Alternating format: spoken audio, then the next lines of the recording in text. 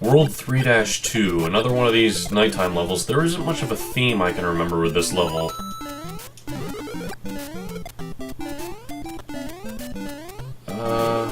Oh, there's a star. Stars are not that common, as you can tell. I've only gotten them twice at this point. Oh, I just walked off the edge after making it. Well, you might notice that, well, I don't know, actually. Let's see. Yeah, okay. You might notice after I died, I didn't go back to the beginning of the stage, I went back to here. This is essentially where I died, pretty much, but that's because in Mario 1 there are invisible checkpoints. And I'm not a fan of that. I like the checkpoints being visible in games like Super Mario World, although I do prefer it to Super Mario Bros. 3 where there are no checkpoints, period. And, Super Mario Bros. 2 USA had it the best of all the NES titles, in that it had checkpoints when you went through doors, so it was very clear where you would come back when you died. At least I think that's how it went. I haven't played that game in a while. Anyway, 3-3, excuse me. This is another treetop level similar to 1-3, but it's of course at nighttime, and it's got these platforms that weigh down when you jump on them. It's got these platforms that are similar to that, only they're connected to another platform, so they simultaneously raise the other platform up as you weigh one down. Anyway, you might notice there are some Koopa Troopas that are red and some are green. The difference being that red Koopa Troopas, when they approach the edge of a platform, turn around. Green Koopa Troopas just walk off of it. That's about the only difference, but it's a little something. Anyway, as you can see, we got a big castle here. We're on to 3-4.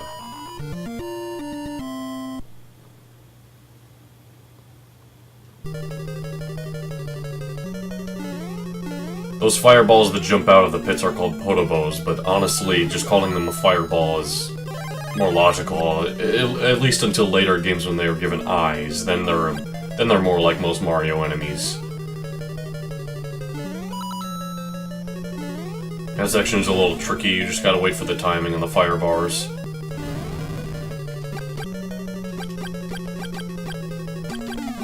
It's honestly a lot easier to take them out with the fire flower, but if you don't have the fire flower and you do have a mushroom, then you can just walk right through them. You take the hit, yes, you lose your mushroom power-up, but you just can walk through them anyway.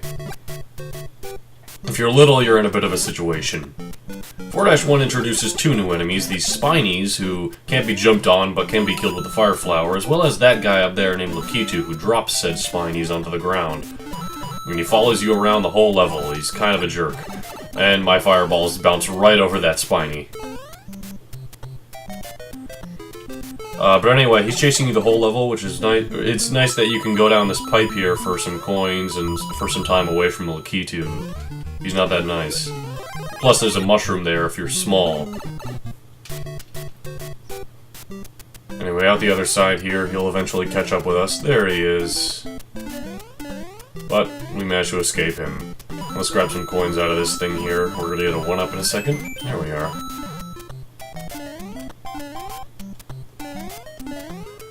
Now, me personally, I very rarely play this game without using the warp zone trick. And that's because of the mechanic where if you lose all your lives, you're back to the beginning of the game. I don't want to go through 31 levels and then have to do them all over again. But, who knows? We'll see. Anyway, 4-2, this takes us to another underground level similar to 1-2. We haven't had one of these since 1-2, I believe. But there isn't much else to say about this level until we eventually do get to the warp zone thing. I'll explain that once we do get a game over, and I'll show it all off and everything. Because I'm sure I won't beat this game without getting a game over. And even if I do, I'll go back and show it anyway. Maybe as an extra episode or something. Anyway, these are... I don't know if they're new enemies, but it's the first time I'm talking about them. These are Buzzy Beetles. They're similar to Koopa Troopas, only they're immune to the fire flower. They can still be jumped on and kicked. You can kick their shell and everything, but that's their deal. So they're kind of the opposite of the Spiny, who are the same as Koopa Troopas, only you can't hit them with... or you can't jump on them.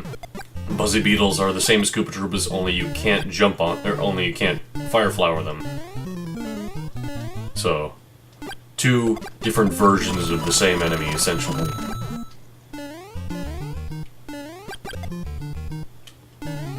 Oh, that is not good. There we are. I didn't explain this previously, but how the bricks work is, those bricks that you've seen me breaking before in the underground levels especially, you can only break those if you have at least a mushroom or a fire flower, of course. That's just a better version of the mushroom. If you're little, you can't break those. 4-3 is kind of like a treetop level, only instead of treetops, it's mushrooms. There's a lot more coins in it, too. Or are these weighted platforms? And we're going to be going along, hopefully keeping the fire flower until 4-4, because, as I said, it's the best way to deal with Bowser at the end. And most levels, especially castle levels, generally only give you one power-up. And since, unlike Mario Bros., the USA version of Mario Bros. 3, one hit will lose all your power-up, no matter what you have, fire flower or mushroom, it's best that we avoid getting hit for this level. This level also introduces one of my least favorite mechanics in the game, the mazes. They're exclusive to castle levels, but they're very annoying. So, we went through that area, all normal. But then we come across this area where there are clearly three paths. There's a bottom path, a middle path, and a top path. And let's say we take the top path as such. Well, then we come out, and suddenly, we're back to the three paths. This is one of the weirdest mechanics in the fortresses where you have to go a certain path, in this case the bottom path, and we took a hit for no reason, in order to continue on in the level, because here we are at the end. And there's very little indication that you actually make it through the maze. It just kind of happens.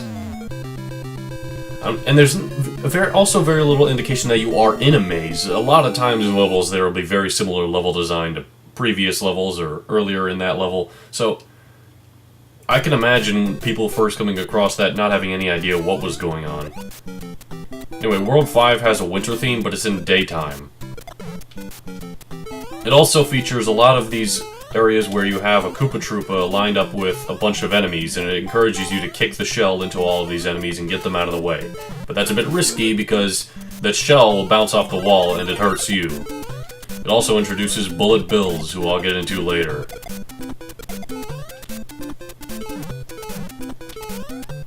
Oh, there's one. As you can see, they have a stand right there, and, well, it's pretty simple. They fire when you're in front of them. Also believe they can fire if you go to the other side of them. Like so. Maybe not, I don't know. They aren't very aggressive in this game. You can jump on them, despite being bullets, I don't know.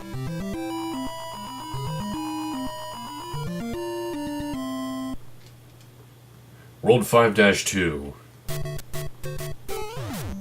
Gotta be very careful, there's a bullet right away. There's also this thing I forgot to talk about, the spring. I also forgot to talk about one of the most annoying enemies in Mario history we faced back in World 3, I believe. 3-1. And that is that guy right there, the Hammer Bro. Now, usually he's not a problem if he's on top of, or if there's a platform above him. Then you wait for him to jump up to the platform above him, and then you hit the bricks under him, like so. But there's no platform above him, meaning we have to jump on him or jump under him. And when he's throwing hammers overhead, it's hard to jump on him because those hammers hurt you. But in this situation right here, we just have to wait for him to jump up there, and then hit the block under him. It's a lot easier when there's platforms, but there aren't always platforms. Here's the case with this platform, so it shouldn't be a problem. It's also good when they are on the same level as you to just stay close to them. Not super close, otherwise they'll walk into you, but at a distance where their hammer probably won't hurt you. Oh, we want to get that. There's also a mushroom here under that brick.